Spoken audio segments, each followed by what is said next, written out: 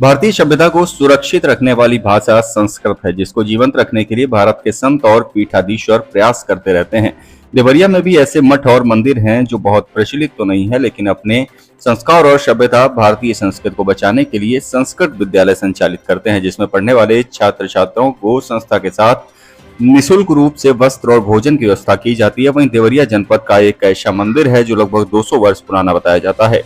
इस मंदिर के नाम पर भी उसे गांव का नाम पड़ गया। वहीं विष्णु भगवान का यह मंदिर है जो कि श्री वैकुंठनाथ भगवान के नाम से जाना जाता है, और इसी नाम से यहाँ पर विद्यालय भी संचालित होता है, जिसमें भारतीय संस्कृति को सुरक्षित रखने के लिए संस्कृत के विद्यार्थियों को तैयार किया जाता है। वहीं श्री वैकुंठनाथ पावहारी संस्कृत महाविद्यालय में नए सत्र का नामांकन होना प्रारंभ हो गया है, जिसके लिए विद्यालय परिवार की ओर से 11 मई को प्रवेश परीक्षा कराकर नामांकन किया जाएगा।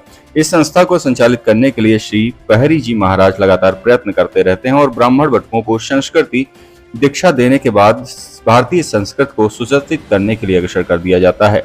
वे ब्राह्मण पूजा पाठ अनुष्ठान यज्ञ आदि करा के भारतीय संस्कृत को सुसज्जित करते हैं। देखिए, श्री राज राजेश्वर भगवान पैकौली कुटी वैष्णव संप्रदाय का सबसे बड़ा पूर्वांचल का ये पीठ है, जहां राम राजा के रूप में पूजे जाते हैं। इस देश में राम राजा के रूप में सिर्फ 2 ही जगह पूजे जाते हैं, ओरछा में और पैकौली में। लक्ष्मी नारायण दास जी ने इस पौहारी पीठ की स्थापना की।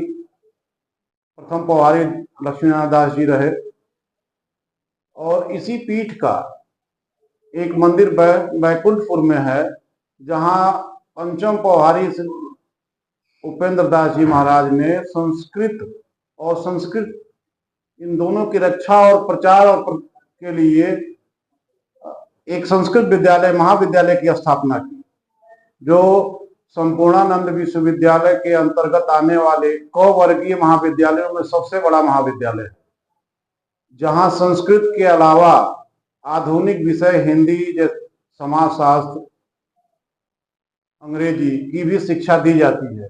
इस विद्यालय में एडमिशन की क्या प्रक्रिया होती है? हमारे यहाँ एडमिशन के लिए अभी 11 मई को प्रवेश परीक्षा होने वाली है, और हमारा ये महाविद्यालय आवासीय महाविद्यालय है। ये जो आवासीय है, इसमें छात्रों को क्या क्या सुविधा दी जाती है? जी, जो वर्तमान पौहारी महाराज कौशलेंद्र दास जो इस पीठ के 8वें पौहारी है, उनके अपने निजी प्रयासों से लगभग 200 विद्यार्थी उस छात्रावास में रहते हैं, जिनको दोनों टाइम भोजन, जलपान, गणवेश, पुस्तकें, ये सारा निःशुल्क में दिया जाता है। आप इस संस्था में किस पढ़ते हैं? मैं उस महाविद्यालय का व्यवस्थापक हूँ। मेरा नाम सिद्धार्थ शाही है।